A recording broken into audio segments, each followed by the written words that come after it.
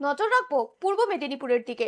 শাড়ি ও পরচুলা পরে মহিলা সেজে ভিড়ের মধ্যে মিশে গয়না ছিনতাই, এমনই অভিযোগে হুগলির চুচুড়া ও ব্যান্ডেল এলাকা থেকে তিনজনকে গ্রেফতার করলো এগরা থানার পুলিশ।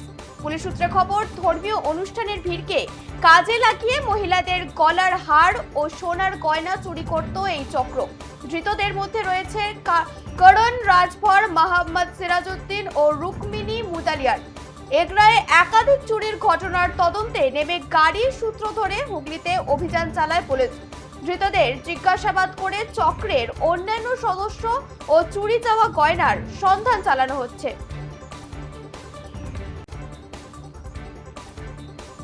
আপনাদের আবারও একবার জানিয়ে রাখি, শাড়ি ও পরচুলা পরে মহিলা সেজে ভিড়ের মধ্যে গয়না ছিনতাই, এমনই অভিযোগ উঠেছে হুগলির চুচুড়া ও ব্যান্ডেল এলাকা থেকে তিনজনকে গ্রেফতার করলো এগরা থানার পুলিশ।